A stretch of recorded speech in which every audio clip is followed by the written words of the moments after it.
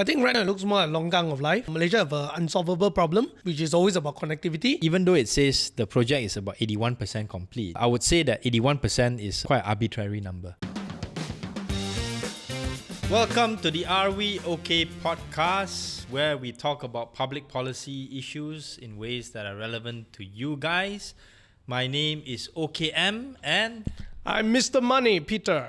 So Peter, it's been a little bit of a hiatus. Yep. We had a break last week. So what have you been up to? I've been quite busy doing different things, especially getting used to the new team. Now the team has expanded. So a lot of administration stuff and also busy renovation of this space, right? Nice space. Yeah. What about yourself? I saw that you have been on a Keluar Sekejap again. Yes, I wanted to share some of my views with regards to the Sungai Bakap by-election results. I invited myself to KS and thank you to KJ and Shariel. So that was quite an interesting episode. I'm sure we'll have some comments on that after this as well. Yeah, I had a good time watching that. I really enjoyed it. I was laughing myself in front of my computer. I was trying to be careful, in terms of selecting my words, because one of the people that we referred to in that podcast, Rafizi Ramli, sometimes can be a bit thin-skinned. So I tried very hard to choose my words carefully. I thought maybe, like to scroll through some of the comments from the previous episode with Rajiv and also Howard. I think that was quite interesting. There were a couple of comments made with regards to Howard's accent. Yeah. That's the first time you were meeting Howard, right? Yes, that's right. Yeah. Yes. So any sort of like comments in terms of his manner of speaking? I have to say that if you are just singling him out on just one particular clip, you'll be thinking that this guy is a little bit arrogant and stuff like that. Okay. Mainly because, number one, his accent, people feel that it's fake. But because I did some digging before interviewing him, so I realized that actually he was in UK for quite a long time. Yes. And that explains the accent. So it wasn't a fake accent. He really has the accent. And number two, he is just someone who is very genuine. Yeah. He's just very unfiltered. He's himself. Yes. He's not pretentious. There is no... It's just like a friend. Right? Yeah. But if you do not know him and you just see him in a video, and when he speak up on things, you may feel that he's a little bit like, hey, why this guy so forward and very like aggressive like that? Yeah. So I can understand why people leave such a comment. I'm quite used to Howard already by this time, and I really do want to say his accent is not fake. That's really who he is. Of course, he can switch between different accents depending on the language that he's using. And I think he's somebody who genuinely cares about issues and people. It's just that, like all politicians, myself included, we have different ways of expressing ourselves, and that should be welcome. That's the unique nature of Malaysian politics. But of course, Howard probably needs to sometimes be a little bit careful when he's, dealing with people who are, voters and people who maybe are not as well exposed as he is, because they may have a sense that he sometimes could be talking down to them. But I guess for me, that experience itself from my last episode, we get to dive down more into policy-related stuff. You get to see the other side of them that is not so much sensationalized by media, because media tend to pick up all these very sensational stuff, right? Correct. Like when pick a fight, those kind of things. But this is the part about them where it makes me feel like, they are going to do something for the nation, not just fight in parliament or like their adun, whatnot, right? So it feels good lah. It feels good for me in the episode, knowing what are they looking at, and they really have the heart for the people. Okay, so maybe shifting from the two of them to another individual that we've been referring to, which is, I think, the individual that put himself in the spotlight of the Sungai Bakap by-elections, which is Rafizi Ramli. When you saw some of those clips of Rafizi being viral, saying different things, calling people names, what was your impression? Have you seen him in that kind of context before? I think suddenly you get this full form of things. What do I mean by that? Is like from many of his previous interaction that you see, even from his own podcast and everything, there is this sense of portrayal where it is very arrogant, that many people feel like he couldn't care less about what people think. And suddenly it went on a full-on offensive mode. And the things that he said just went like, whoa, are you attacking people directly? And which you brought up a comment that I thought was very interesting and I thought was very appropriate. he's still behaving like opposition. Like as if you're trying to pick fight with the opposition. Yes. But actually right now, you are at a higher level. You don't need to stoop that low to attack people. You could have just maintained that poise and that what do you call that? That stature. That composure. The composure is much more respectable. And also prove yourself by doing your job well as a minister and supporting the government. Kyrie, myself, Sharil, we said certain things about Rafizi, and putting some responsibility on his shoulders as well, vis-a-vis the Sungai Bakap by-elections. You can agree or disagree with that, What was quite interesting was Rafizi's response to our comments on KS is that, doesn't matter whether you feel Ong Kian Ming or Khairi Jamaluddin or KJ in Sungai Bakap, we would still have lost maybe by the same amount. Means he watches your show and he watches Kelos Kejap probably. I don't think he watches, but maybe for the particular episode, since his name was mentioned a lot of times, his staff may have asked him to watch. I think definitely the journalist who was asking him those questions would have pointed to what KJ and I said about him and some responsibility being put on him in terms of his campaign style. So when he says things like that, right, maybe I'd like to hear your response first and then I'll give my response. I saw the video during that time when the journalist questioned him. It was during an event, then I think his assistant was just right beside him or something like that. I was thinking, right, if he maintained the same composure during his campaign time, it would be nicer.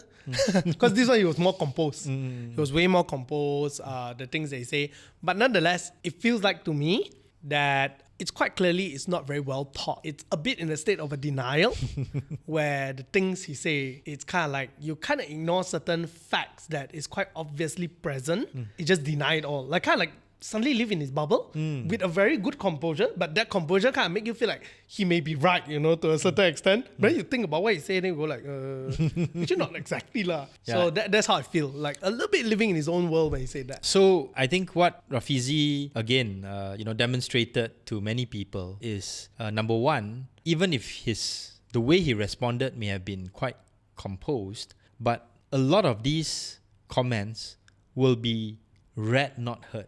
Right? Meaning the journalist would write down what he said. That will be put as the headline. When people read that headline, what will they think? They will think that, yes, Rafizi has proven Kian Ming and KJ's point about him being arrogant because he's putting the blame or, throwing the issue back in our courts, which is totally unnecessary. Yeah. Because we are not fielding ourselves, we are not presenting ourselves as candidates, we are not even campaigning during that time.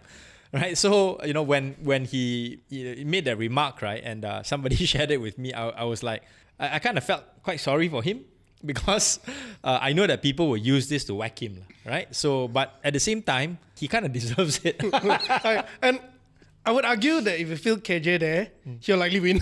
I would argue that he'll likely win, okay? Depends on which party and how he campaigns. And so on, right? Yeah. But the point is that I felt like at the moment as part of a unity government, regardless of whether were you part of the campaign lead or whatever, I think it would have just been a very simple, we've heard what you guys say, we've taken the feedback, we'll learn from it and we'll do better. I feel like that could have been a perfect response.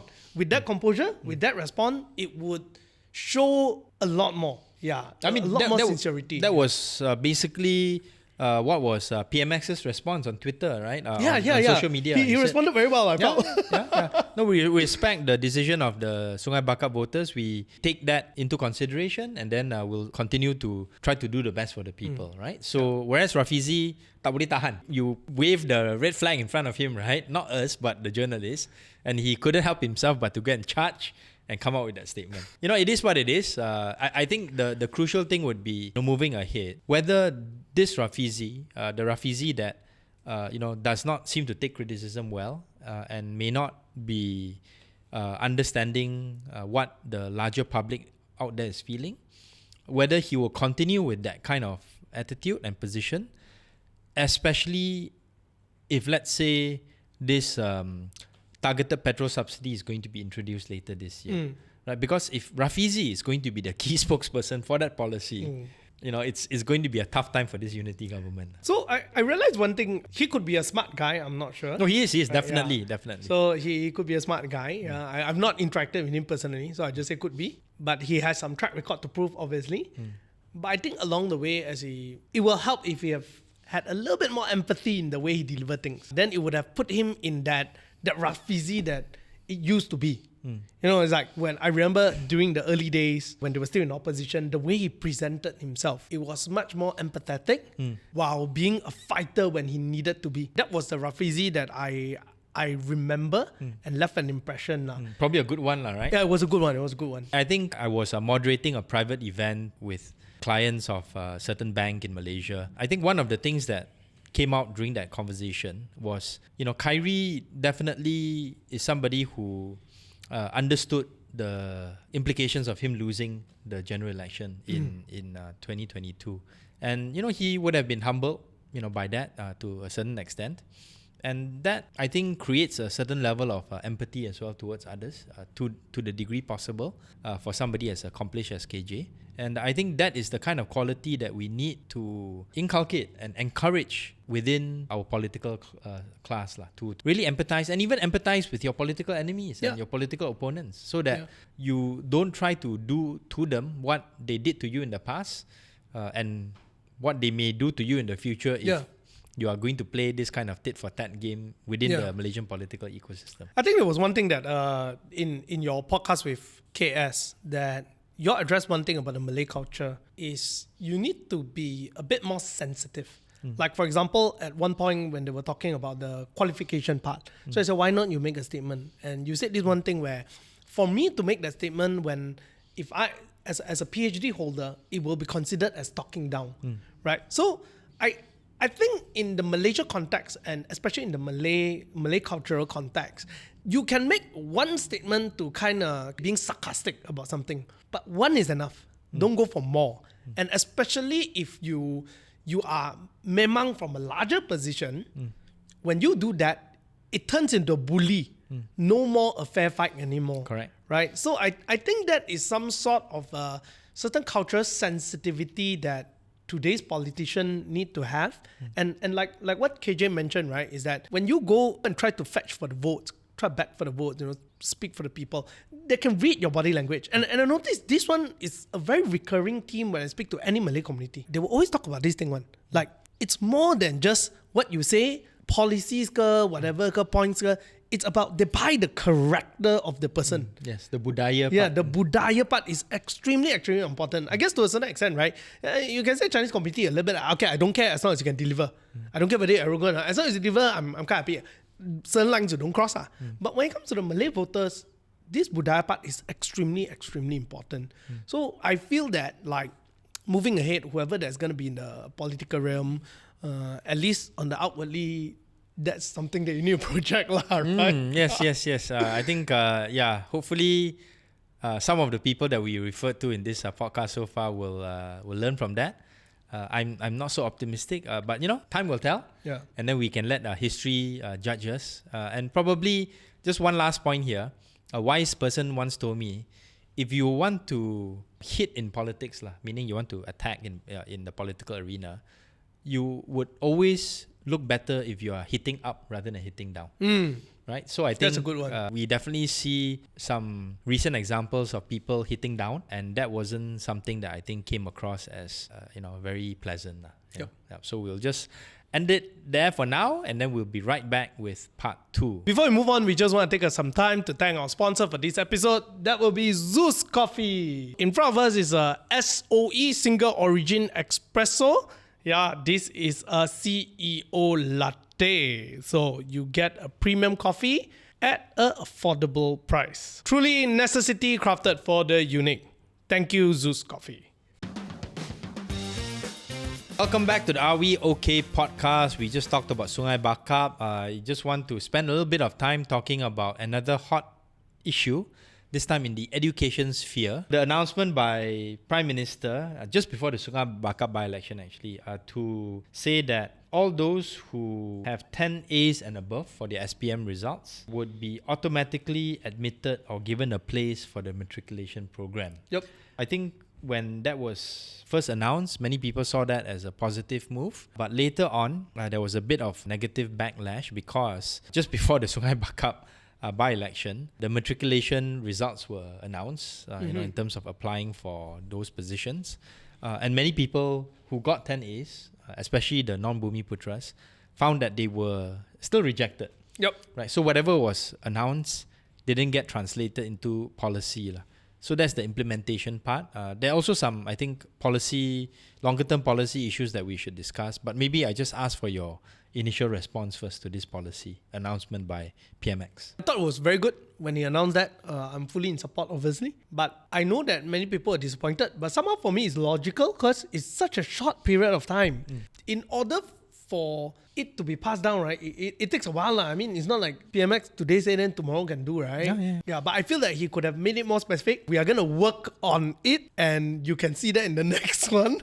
Not like, we're going to accept because the way he portray it is almost as if done deal. Done deal, right? Done tomorrow. Yeah, done tomorrow. Yeah, I think that's the only part of the communication that could have been perbaiki. Yeah, and I think this is something which we should continue to monitor in the sense that the intentions of the Prime Minister were good. There's always a bit of a lag and a bit of a lack of policy consistency from an implementation standpoint. So definitely something that this government should continue to look at because it will cost them votes, especially if, let's say, people have high expectations and after that you disappoint them. Yep.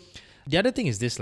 Let me ask you this question. For those who apply for matriculation, especially the non-bumis, right, knowing that they are going to be in a situation where they are going to be really the minority in this program, at most 10%, right? Yep. Why do you think there are still so many non-bumis who want to apply for the matriculation program? For me, I went to public university. So from what I recall is that when you went to matriculation, you're almost ensured a position in public university. Yep. That was the main benefit. Yep. Yeah, and if let's say you want to be a doctor or engineering, Lawyer. Yeah, lawyer, your chances of getting a degree program position via matriculation is way, way, way higher. Yep. I mean, almost every single non-bumi that I spoke to who managed to get into the doctor's program or legal program, most of them were from matriculation. Maybe very small minority top scorers from STPM. So you bring up a good point. Let me sort of like push the debate a little bit further on this, right? Which is, and I'll give you some figures that were mentioned by Wong Kah-ho. This is in his Facebook post. There are a total of 4,877 SPM 10A students nationwide, this for this year, who applied for pre-university classes. So this would be matriculation. And then when the results were announced on the 20th of June, about 3,684 students were admitted. So a shortfall of 1,200 students. And then on the 5th of July, this is the second admission after the appeal, another 400 students were admitted. Right. So there are another 712 students. They will be admitted to the pre-university classes in batches, and the latest would be in the third week of August. So you think about it, right? You probably would have allowed another 700 to maybe 1,200 students into the program, into the matriculation program as a result of these policy changes. It is good for those who get 10 A's and above. But what this effectively means is that all those non-bumi students who got 9 A's or 8 A's, who may have been admitted to the matriculation program in the past, now they stand no chance, right? Which means that they have to look for alternatives. If you're going from a meritocratic standpoint, then okay lah, those who get 10 A's are more deserving. That's fine and good. The question that I asked just now with regards to why they apply for matriculation in the first place, just because there are an extra 700 or 1,000 plus non-bumi students who have gone into matriculation and also the Asasi program, that's another program at the pre-U level, doesn't mean that there are going to be an additional X number of slots, new slots in the medical programs around the country for public university. That doesn't mean that there's going to be X number of places available for the law program, for example. Yeah. Right. So you may have a situation whereby a year later you'll have all these guys who have applied and gotten into matriculation program and say, hey, I got good matriculation results, even better than many of my classmates in matriculation. I applied for law, I applied for medicine, I couldn't get it. Yep. Right. So what's going to happen at that time? Another round of complaints. Another round of complaints, another round of appeals. You have to accommodate them somehow. That's right. So you're basically putting in a new policy without actually thinking about the consequences of that policy. A lot of short-term kind of calculations here in order to try to score political points without addressing the larger underlying issues, right? Because there are some like this UMNO Youth Chief Akmal Saleh that said, I mean, he said a lot of things. Some were quite dumb. Others, I'm not quite sure how they're going to be implemented. But one of the things he said was, if there's going to be an extra X number of places for the non-bumi students, you need to increase the number of places, around the same number for the bumi students as well, right? So, if this is the case, then will there be an even greater strain in terms of the demand for places in public universities that cannot be fulfilled, right? And in this kind of situation, then you may have some bumi students who are not happy, right?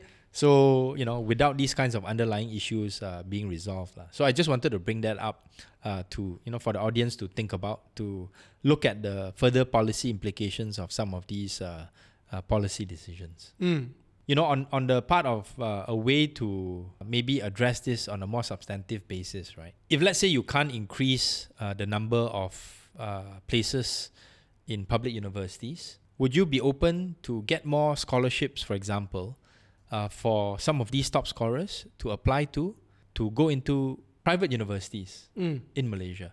Of course, the cost may be a bit more expensive, but it may be one way in which you can address some of these, shortfalls in the number of places that I anticipate will happen in 1 year's time.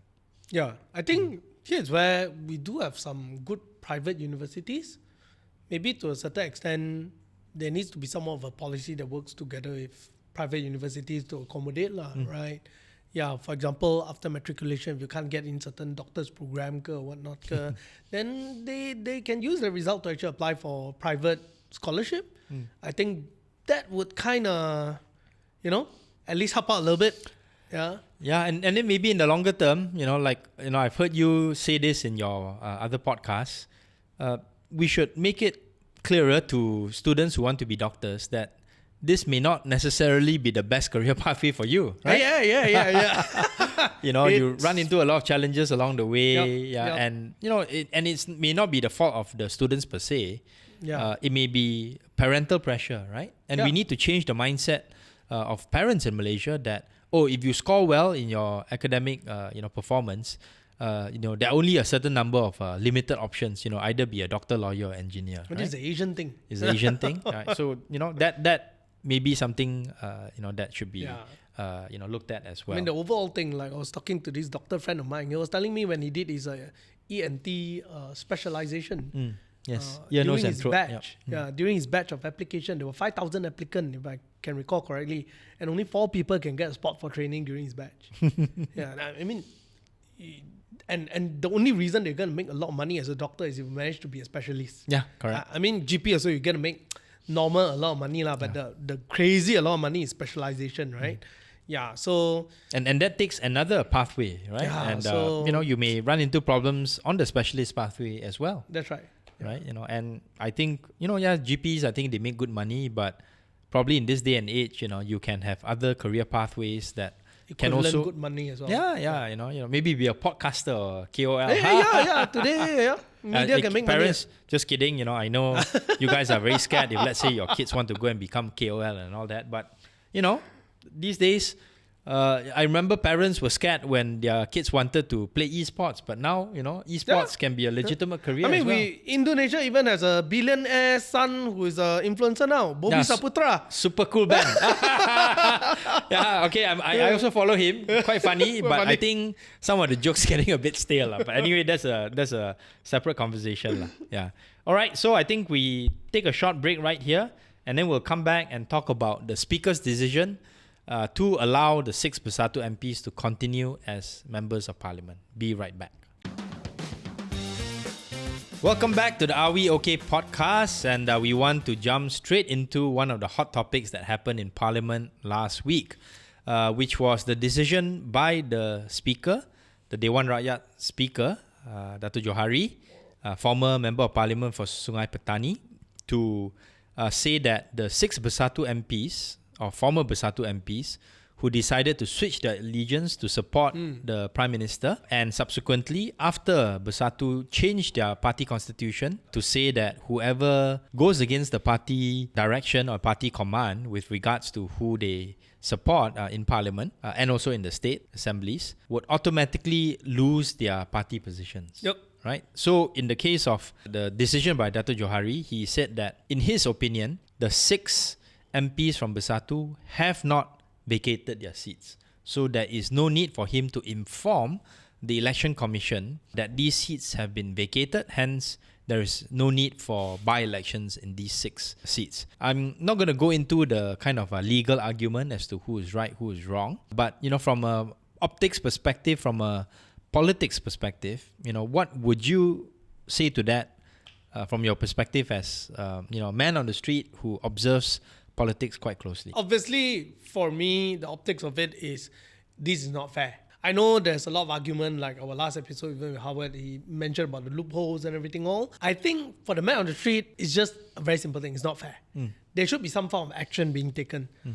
For me, personally, you already got a majority regardless of these 6 people. So it's not important. That's the first thing, right? So why not just vacate it and say, hey, you see, I'm willing to uphold all the policies and reform that I talked about, right? Now, with that, you kind of prove your government as one that's clean and one that's willing to uphold policy. I was thinking to myself as well, I was throwing this question at you, why not do that, right? Then there's definitely certain speculation. Hey, maybe the internal conversation was, I'm going to make sure I protect you, right? That you don't get vacated. So I was thinking to myself, why not come out with a solution like getting the speaker to just bar them from entering until a certain decision is made? Now, even just a very simple act like that, right? It will show that you pay attention and you care enough to do something. Now, maybe when the matter dies down, then, come a decision. But at least it shows that there is certain determination to uphold the policy that you pushed for earlier. Because now you're 100% going against your own words. Yeah. So that's my optics and what I would think of it at this point. Yeah. So, this is an issue that hits quite close to home for me because, one of the final things that I did in terms of my role as a member of parliament is to, facilitate certain discussions that ultimately led to the MOU that was signed by Ismail Sabri when he was Prime Minister together with Pakatan Harapan. And one of the controversial points, that even some leaders in my party were not convinced by is that they did not think that the PN government at that time, led by Ismail Sabri, would be sincere in passing an anti-hopping law or the constitutional amendment that put into effect the anti-hopping provision in the federal constitution. That was done. We put in a lot of effort into it. Many MPs, people like Gobin and the former Sepang MP, Hanapi Maidin, legal experts put in a lot of effort. And yes, it was not the ideal constitutional amendment, partly because Muhyiddin at the time felt that he didn't want to have a clause that said, if let's say you were sacked from your party, then you will automatically lose your seat. So he insisted on a clause that said, if you are sacked from your party, this does not mean that you would lose your seat, right? So that was him coming from his position as somebody who was sacked from UMNO. But he didn't think long term to think that this may be something that will bite his party in the butt, so to speak, right? And that's why that provision is still there. But to be fair to Muhyiddin and Bersatu, they did exactly what the DAP did and other parties did as well, to change their party constitution such that if one of their elected reps fails to follow the decision of the party in major areas, they automatically cease to be members of that party. Right? That's what DAP and others did. I was there when DAP passed that constitutional amendment at the AGM, at the annual party convention. And that, I think, was done properly. Then comes the Speaker's decision. And the Speaker's decision, to me, it goes against the spirit of the anti-hopping constitutional amendment. And it's very clear. We did not want to see this kind of thing happen after Sheraton moved. In fact, one of the parties that were the most affected by things that happened after 2018 and did not want a repeat of this wasn't just PH, but was UMNO. Because many people at the time left UMNO and now, they are still in Bersatu, many of them. Yeah. Right? So I think even UMNO's position was quite clear. We don't want this kind of anti-hopping. right? But when the speaker says it's okay to do so, he gave his reasons as to why.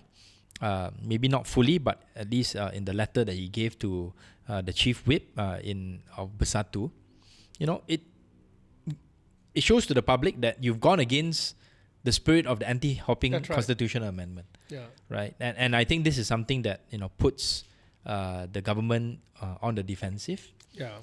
And I think on your point, it's not so easy for the speaker to say, "Oh, you guys stay out until I make a decision," because at the end of the day, his decision will be one that I think reflects what PMX may want to do, in the sense that PMX, for whatever reason, may have endorsed people reaching out to these Bersatu MPs, giving them incentives to jump because of allocation and whatnot, right? And the deal is, if I'm going to support you, you better be there to back me up, even if it goes against the spirit of the anti-hopping constitutional amendment, right? And remember what I said earlier, right? Sometimes what the PM says or does at a certain period of time may not be so strategic, may not have the kind of follow-through that we think would be better for the larger political ecosystem. And this may be one of the examples, right? You offer something, these guys take it, but you don't think, oh, later on, the other guy may change their party constitution and force these guys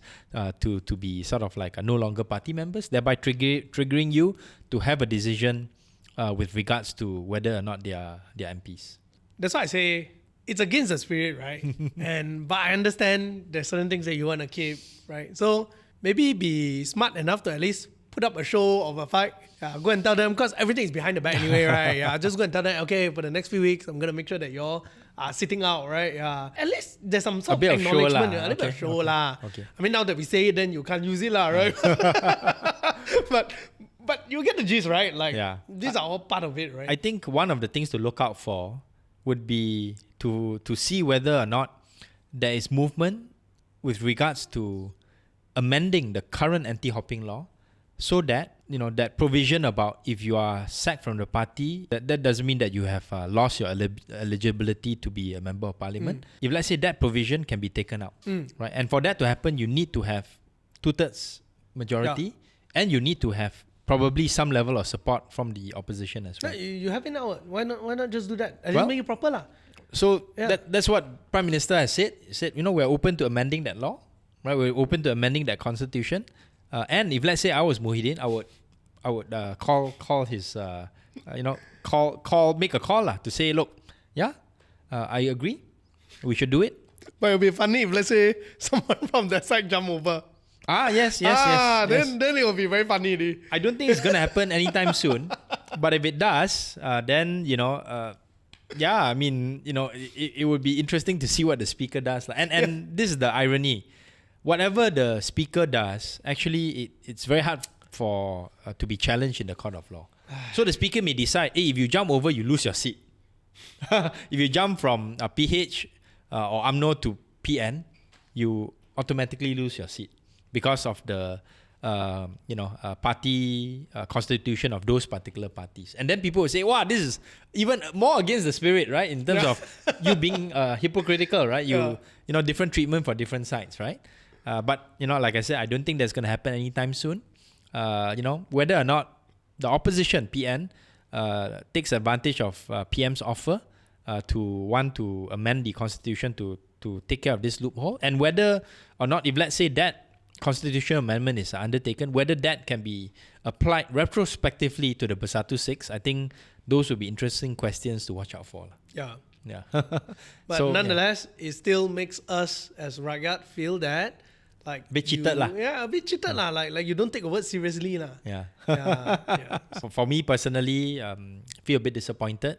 But if let's say that PM can follow through this time for real, even if let's say the opposition doesn't want to play ball, like you said, you have 2/3 because of the Bersatu 6. Yeah. I'm not sure whether they would support it or not, but if you have a constitutional amendment, get PN to support it, take out that particular provision, then we can have a situation where things can be much more clear-cut moving forward. Yeah. We'll come back and finish up with an even heavier topic, which is all the reports on all the different issues that has been put out there in public under the Auditor General's report. Be right back. Welcome back to the final segment of the Are We OK podcast for this episode. And we're going to zoom into the Laporan Ketua Audit Negara Jilid 2 untuk tahun 2024. So this is the Auditor General's report for 2024.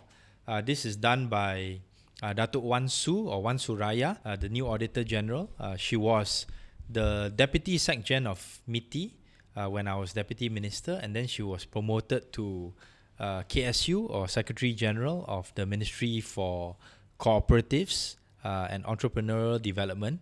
I'm not sure whether you remember the flying car minister in Bersatu. So he was the minister of that particular ministry, and Wan Su has been somebody who is a no-nonsense person, a bit like a sort of like a younger Rafida.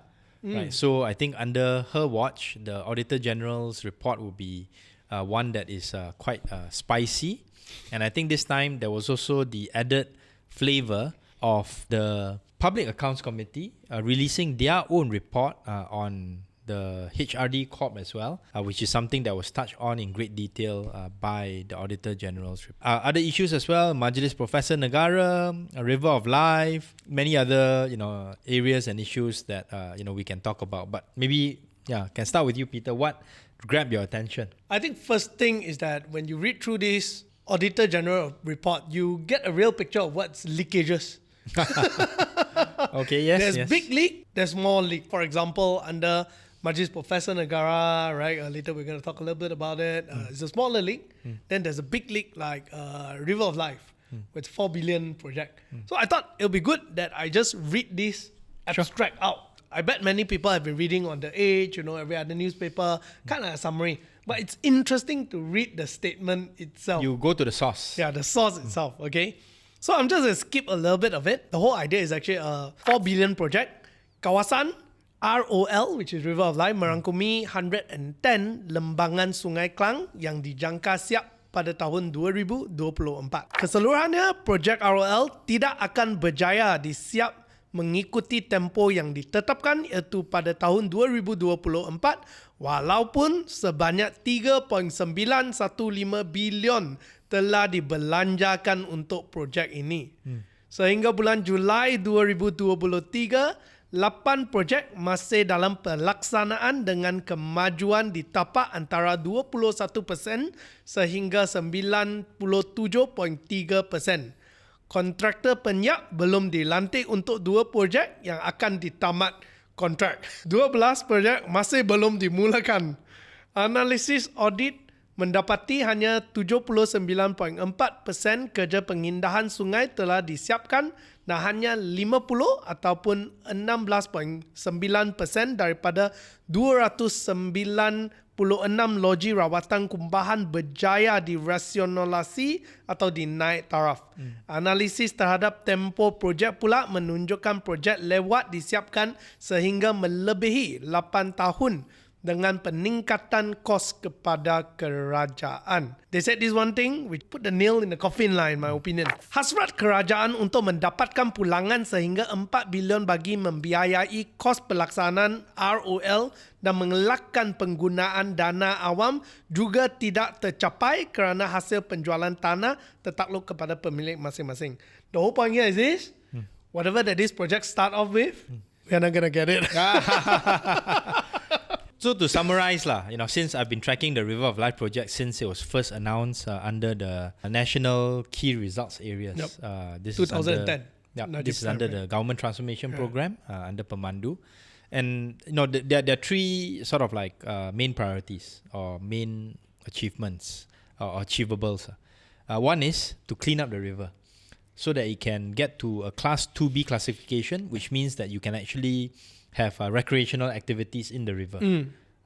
Not to say you can drink the water, but you can swim kayak in it, and other like things, right? right? So that's one. Second is you want to do beautification along the river, so that you can have jogging paths, cycling paths, things that you see in places like Seoul, in places like Taipei and other major cities, even in Singapore with Clarke Quay and Boat Quay and their national park connectors. So that's 2. Third one is you should be able to have some financial gains with regards to land sales and also appreciation of land values close to the river bank, because you've beautified and you've cleaned up the river.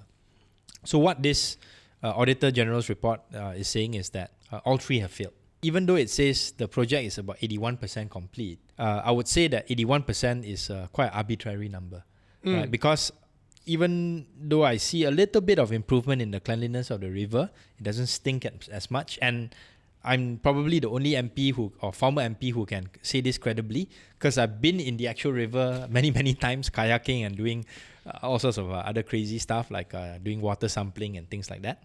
So the 81% I think is not something that is really that credible. Apart from saying that, yes, this project wasted a lot of money and stuff like that, right? What do we really want to see, moving forward, right? Because people want to see solutions as well as not just criticize, right? So what I did was last Sunday, I combined two things that I like, a lot, which is running and thinking about public policy. And what I did was I ran at the River of Life. Right. I parked my car at Central Market. I did a live Facebook stream as well so that people could see that I was actually there. What I saw was that the connectivity with regards to the pathways is actually very poor. The signage is not very clear. There are some parts where the pathway suddenly just stops. And there's one part where you actually have to, when you run from Central Market, you're supposed to be able to get all the way to Brickfields. Yeah. It actually stops at a development called Riverside. So commercial development has basically stopped the River of Life pathway, right? And you have to go around it. Whereas in actual fact, by laws, you should not be able to occupy the river reserve for commercial or other kinds of development, right? And on the other side, on the Federal Highway side, they have one small path, one small stretch where there is a pathway, and then it also suddenly stops, right? Because of commercial development and other things. So if you want to compare to Singapore, if you want to compare to Taipei and other places, there's no comparison. Yeah. So if you really want to get it up to speed, you have to improve that connectivity. You have to improve the maintenance. You have to improve signage and stuff like that. So those are the low-hanging fruits. So that's one. Second thing is, I think if we really want to improve the cleanliness of the water, what we need to do is to get NGOs, get the local communities who are further upstream to buy into the concept of the River of Life. Meaning they have to see the benefits to themselves as to why they shouldn't throw stuff into the river and treat it as a giant longkang. And there are good NGOs, people like Friends of the Klang River, the Global Environmental Center, which have done different kind of community projects to get the community to, put some urban farms next to the river and things like that, so that they can own that part of the river, right? And you could even make say that try to pitch this project for the private sector to come and contribute, right? If let's say I'm a property developer and I'm developing some parcels of land nearby, I should make a contribution to at least upkeep that part of the River of Life that is near my development, right? So this kind of medium-term kind of environmental education and also community engagement, I think that's very important. And then the third point, which is a longer-term policy change, is rather than put River of Life strictly under the budget of DBKL, why not create some sort of a trust account or a foundation specifically to take care of the River of Life? And we already have an example of this. You've been to Taman Tugu? Yeah. And Taman Tugu, a lot of people may not know, it is put under a foundation. Oh, really? Taman Tugu Foundation. No wonder so nice. Yes. And the initial funding was given by Khazanah. We could actually put the River of Life project under a similar foundation whereby specific funds can be allocated either from DBKL or from the central government or from special allocation from the developers who are developing projects near there. The development charge goes into the River of Life account. Mid-Valley, the shopping mall, they can contribute into that trust account so that they know that the money will be spent, well spent in terms of better connectivity. Right, with regards to the River of Life pathway, cycling and all that. And even some of the condos that are being developed on the opposite side of the River of Life in places like Taman Supute, for example. There are a few high class apartments being developed there. Part of that money can be channeled so that you can build bridges and build connectivity from those places across the Federal Highway for people to enjoy the River of Life pathway. Right. So is the Taman Tasik Perdana part of that whole foundation or not included? The initial thinking behind the people who started Taman Tugu was that Taman Tugu Foundation, over a period of time, put in more assets, including lake gardens, including some of the other public spaces around that area, around the Taman Tugu area, so that these can be protected against future development. No wonder so nice lah. And it's well maintained. You have a professional staff who's running that place, and then you have a lot of NGOs who are involved as well. Right. So if let's say that same kind of model, it may be under Khazanah, it may be under a foundation that DBKL sets up. But the key point is that it needs to be professionally run, and the mandate has to be very clear right from the start. I think right now it looks more like Longgang of Life.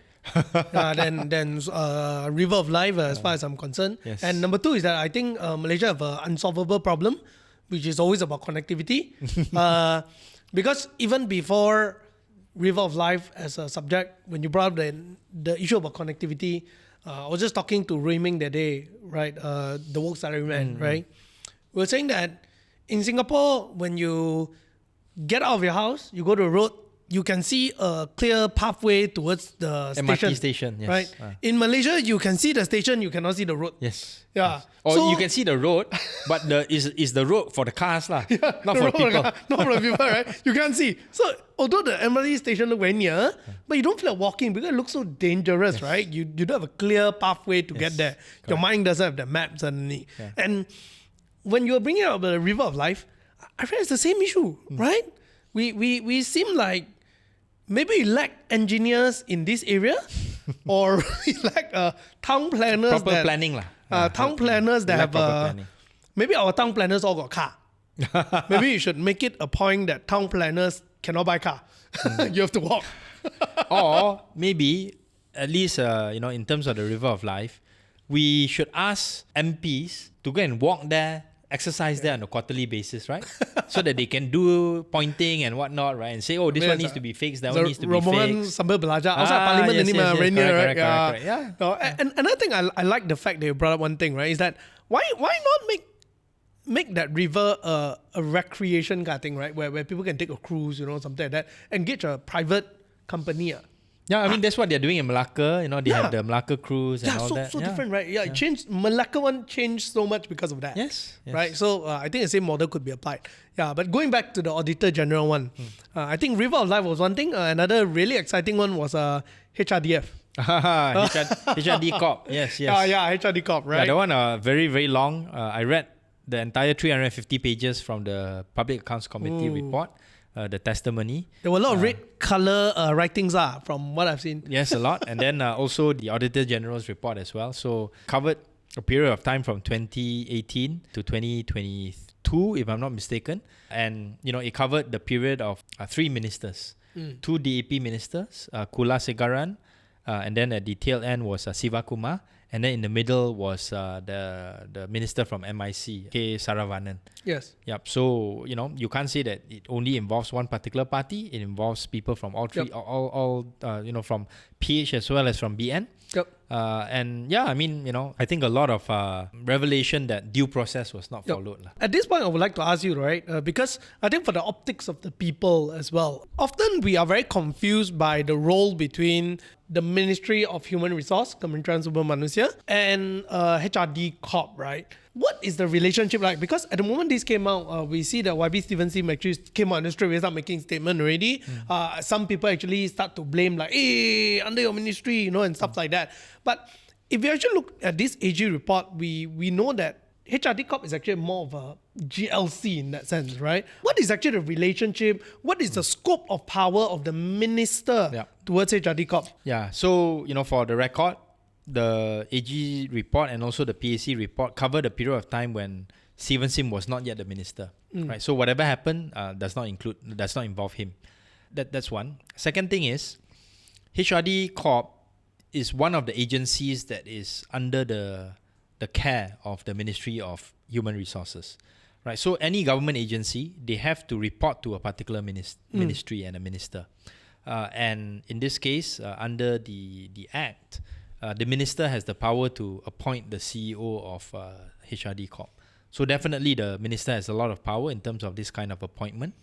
But of course, HRD Corp, the CEO also has some, leeway in terms of doing the day-to-day. He also has a board that he needs to be accountable to. And I think what we saw in the in both of the reports was that some of these processes, some of these reporting structures, whether it's accountability to the board, reporting to the board, were not followed in accordance to the law. Right. So I think this is something that was clear in both of those reports. And I think it's good that Stephen Sim has come out to say they are going to do an independent audit of HRD Corp. Of course, we don't know who has been appointed, maybe one of the big four. And then we don't know what is going to happen after the audit is done, right? Is it just going to be for internal consumption? Or I think, given the spotlight on HRD Corp, and the fact that many employers contribute to this fund, probably your company will be contributing to it now as well. we are contributing now. Yeah. So, Last time no lah, so my money is still safe. But as we continue to contribute, then we want to make sure that the funds are properly used as well, right? So because they have reserves of, I think, close to 3 billion ringgit now. So I think it would be good for that audited report to be made public. And if not, if it's, he feels that there are certain things that are sensitive, why not make the report known to either the Auditor General or the PAC? And this is what the PAC has actually requested for as well, that the contents of the independent audit be made known to them so that they can write a report and they can have a proper evaluation of what has been reported in that report. Maybe I should just read some of the red lines there. Sure, yes. Yeah. So firstly, when it comes to the management side, they say that indikator KPI yang sentiasa berubah dan berbeza perspektif setiap tahun menyukarkan penilaian dan penyeliaan prestasi syarikat dibuat secara konsisten.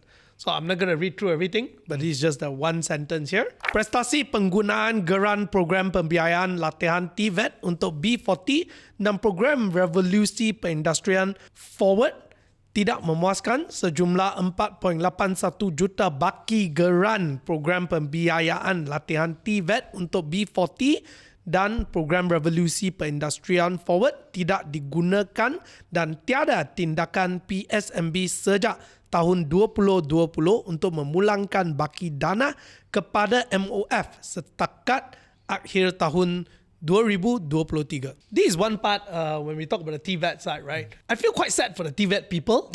I mean, in general, like it is like in Germany, it's a very important thing, the TVET. Yeah. But in Malaysia, TVET is something that's kind of forgotten. Yeah, we probably need to have a separate episode on that, calling in some TVET experts. But yeah, I think what you said just now is a situation where MOF gave a special grant to HRD Corp for the purposes of special programs, and in this case, it was a TVET program. The money was not fully utilized and then not returned back to MOF. There's also other parts of the report that talked about the conversion of unutilized levies into a general pool.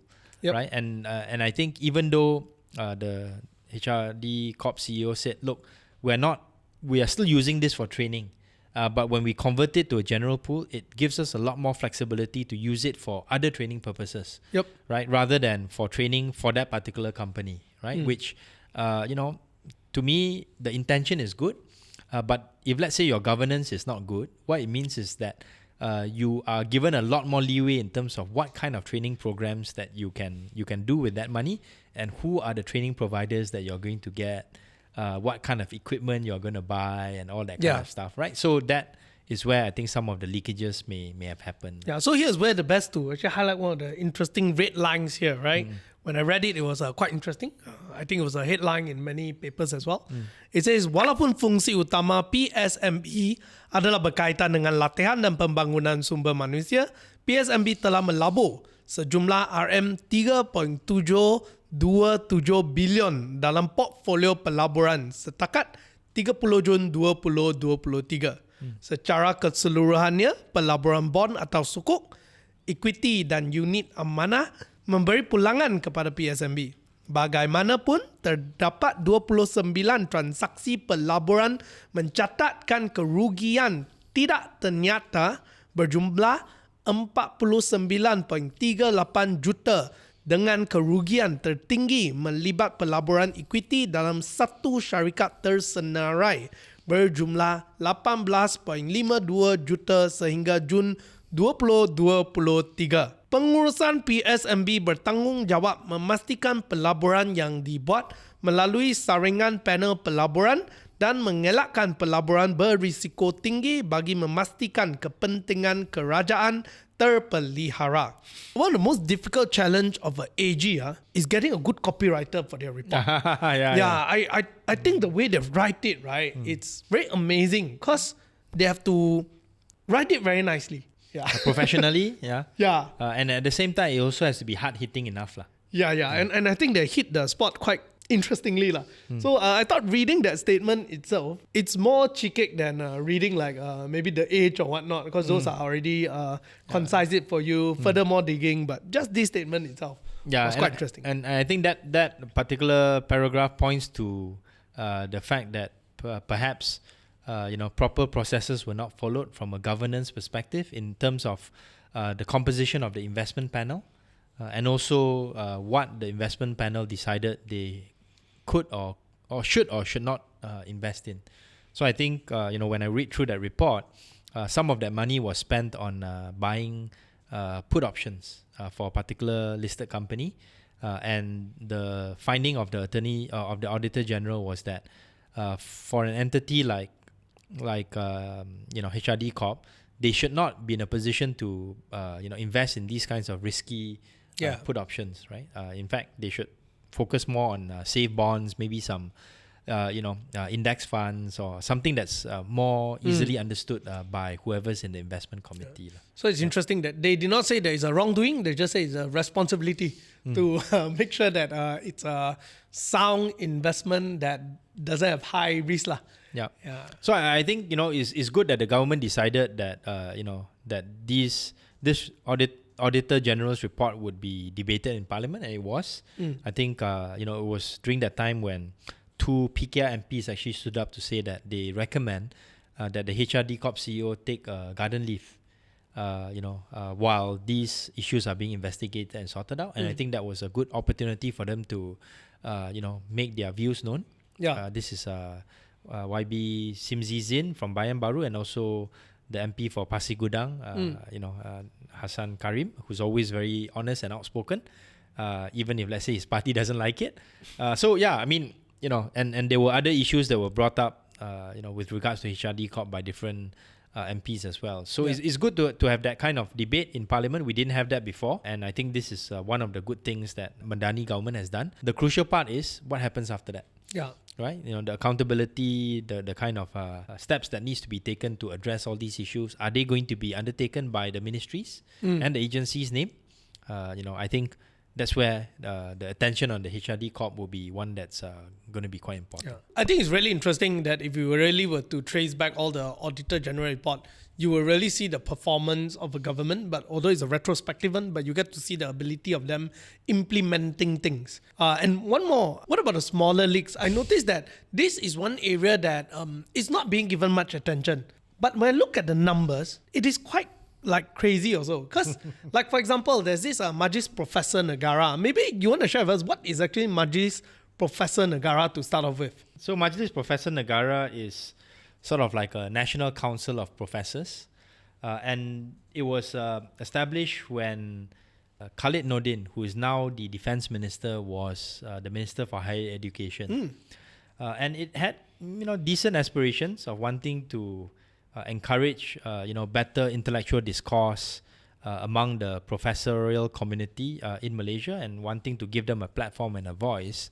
But I think in Malaysia, like many things that have happened in the past and perhaps continues to happen, things get politicized, right? So the people that you appoint to head this council are also people that you think would carry out certain political agendas that are consistent with your own your own priorities and your party's priorities. Right. So I can give you a very specific example. The Majlis Professor Negara was instructed, I think, to question me when I was an academic at UCSI University in 2012 when I undertook this project called the Malaysian Electoral Roll Analysis Project, where I went through the entire electoral roll and I found a lot of anomalies like people that were born in that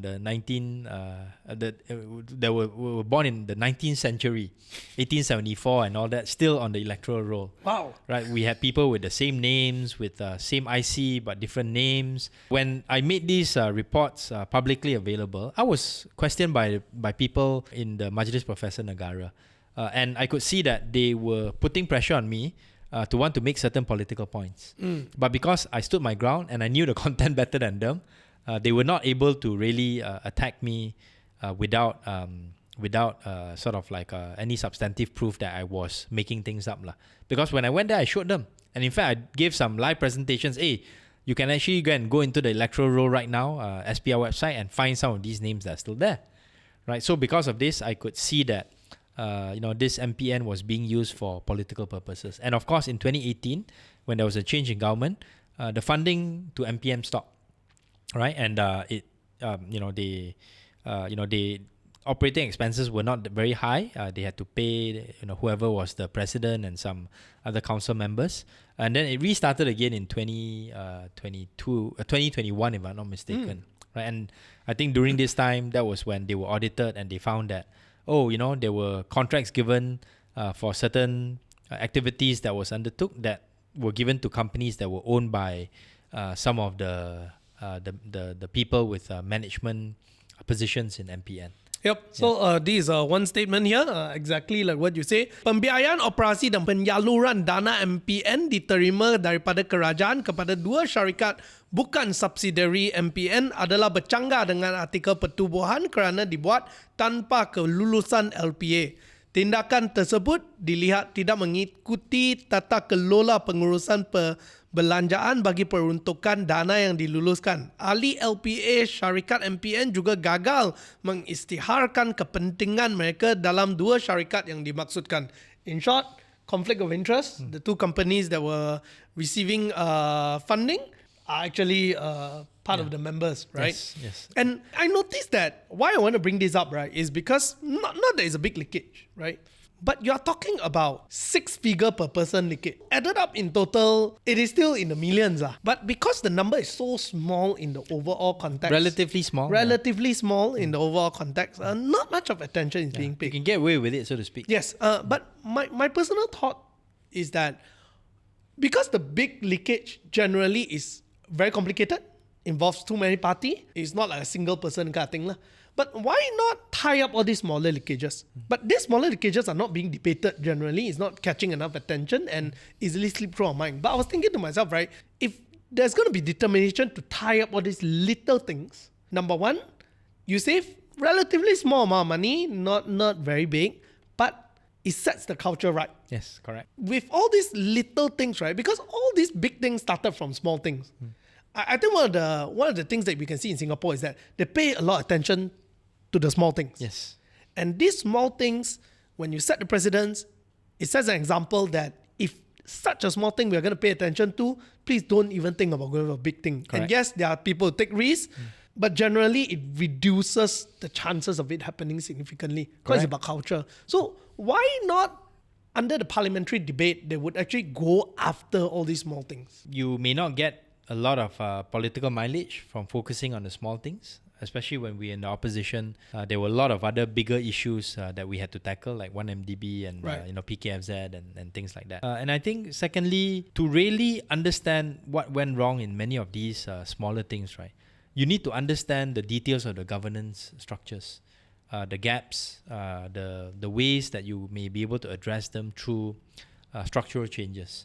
And perhaps not that many MPs are interested in delving into the weeds, right? To understand what the function of Majlis Professor Negara is, to understand, what the River of Life project really entails, and also to understand how to make these projects successful, if that is the intention. So And then finally, to make certain recommendations on how to improve the situation, right? It's not, after a while, if let's say you just say, oh, people should be sacked, people should be replaced, and then you don't give any concrete examples on how to make certain structural changes, certain procedural improvements, you may not be taken seriously as well. Right. So my final question also is this, right? Is like, for example, River of Life is a project since 2010. Why until now? I'm just very curious because very often things blow up when it's very big, like 1MDB. It could have been stopped at the trail if, let's say, more attention were given. Yeah. So I was wondering to myself, why is it that every year this audit, it's given out, but why people only pay attention when the number is so big? There's very little accountability along the way. Right. So, if let's say there were more people who are using the River of Life and suddenly something goes wrong, suddenly there's a big pollution, suddenly there's a cave-in, suddenly the developer goes and grabs a big piece of that land, then people will pay attention, right? But if let's say it's a project that has gone on for a long time, you're like, this Malaysia boleh, right? And you're right, it has, started in 2010, but this project I think should be under the jurisdiction of DBKL as the main agency in charge. Of course, coordinating with JPS, the Department of Irrigation and Drainage, and other agencies, but they are the main ones. You can see the mayors have come and gone, the ministers have come and gone, right? So you went from different ministers under Najib to even under PH. If I were to ask you who was the minister in charge of Federal Territories under PH 1.0, can you tell me? I don't even remember that. Right? Oh. Right, because I can tell you it's Khalid Samad, who was the Shah Alam MP and then he lost in Titi Wangsa. I don't think he paid much attention to that particular project. Right. And after Sheraton moved, can you remember the two ministers in charge of? You didn't, right? No, you I didn't know. Man. It was Anwar Musa and was this Ara MP, this Shahidan Kasim. Right. Again, they didn't pay much attention to it. And even now, under this new FD minister, Zaliha, I don't really think she's gone and visited the site after the Auditor General's report came out. So then, after a while, people will just forget it, So the main policy flaw here that causes all this is also because many of these projects implemented, there's no true accountability.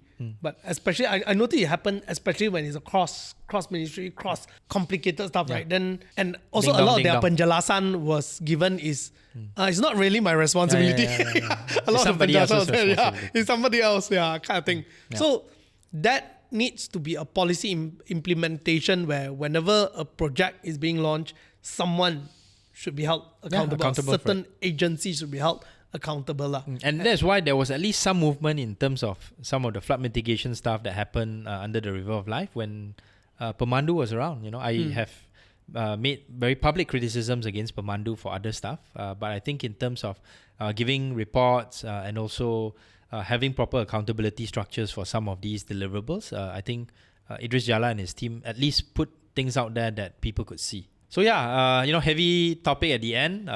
Hope you guys appreciate all of this detailed content. Thanks for all your support. We've reached over 20,000 subscribers already, and we'll hopefully be in a position to bring you more interesting content on public policy areas that you guys care about. Thank you so much, and we'll see you next week. Bye-bye.